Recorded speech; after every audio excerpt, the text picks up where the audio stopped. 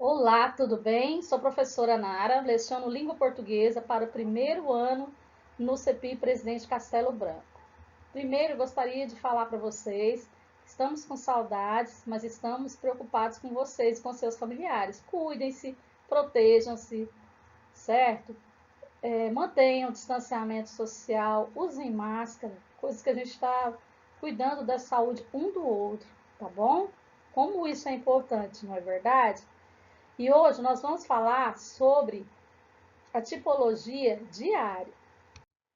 O que será um diário? Será que vocês, meus alunos da primeira série, já fizeram algum diário?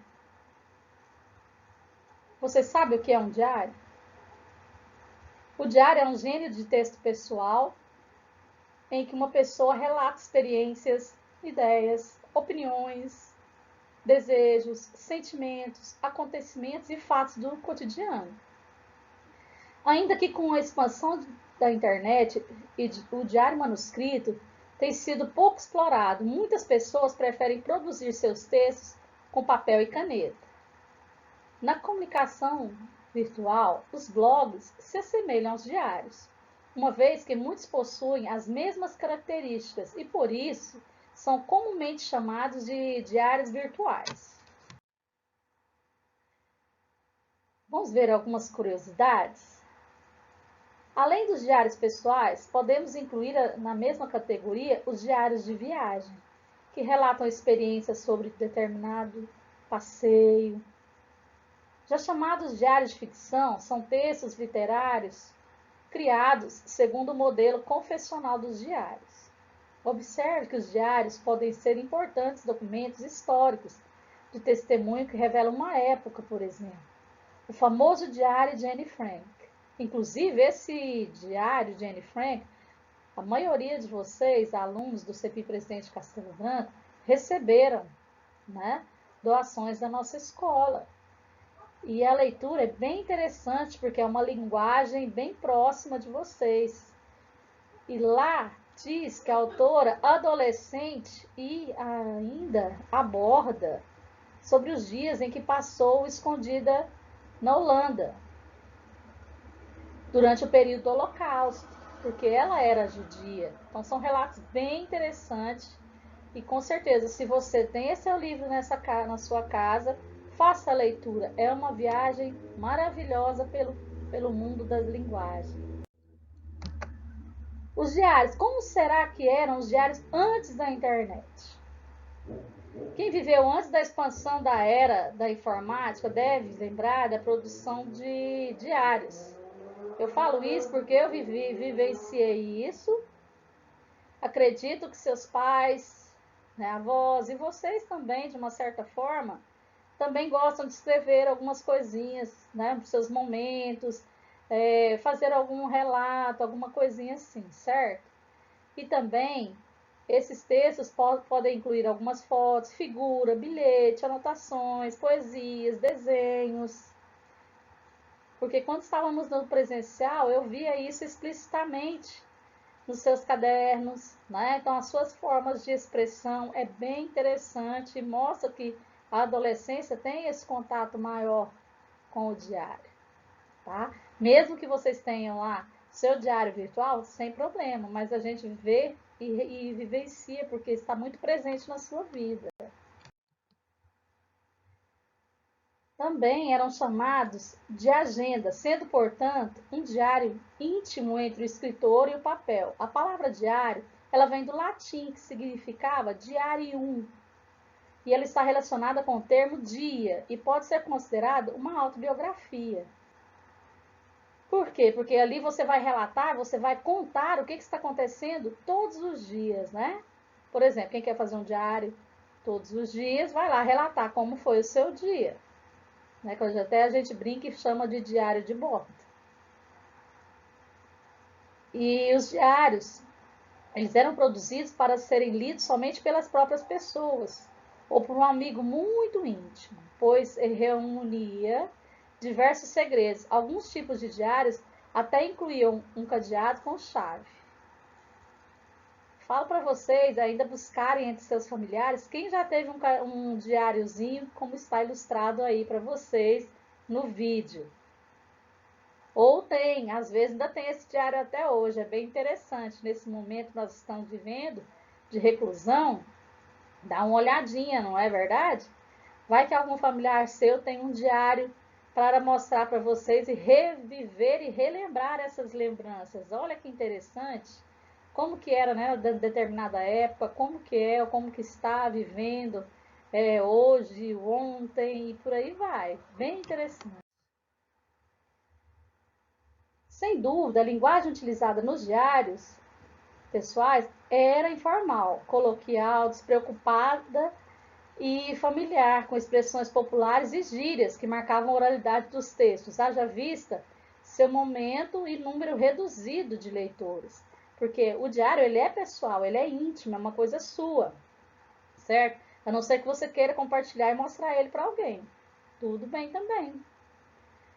Quanto a isso, os blogs que hoje correspondem, né, uma evolução dos diários que estão aí na internet, podem ser produzidos com a linguagem mais despreocupada. No entanto, depende do número de leitores e o público-alvo que vocês querem atingir, porque aí ele vai ter que ser uma linguagem mais formal, né? mais voltada, preocupada com o assunto que está sendo abordado ali no seu diário, tá?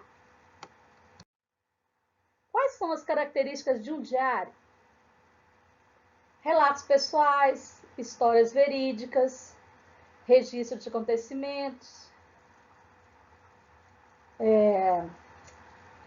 em ordem cronológica também, esses registros deverão estar, caráter intimista e confidente, subjetividade e espontaneidade, escrita confessional, vocabulário simples, presença do vocativo, que é o chamamento, uma linguagem informal, e os textos todos do seu diário, por ser pessoal, ele tem que ser assinado, tá bom?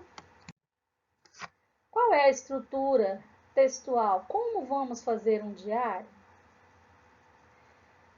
Embora não apresentem uma estrutura fixa, os textos do diário podem ser estruturados da seguinte maneira: data e local são indicados no início do texto, o local e a data em que foi escrito, como numa carta.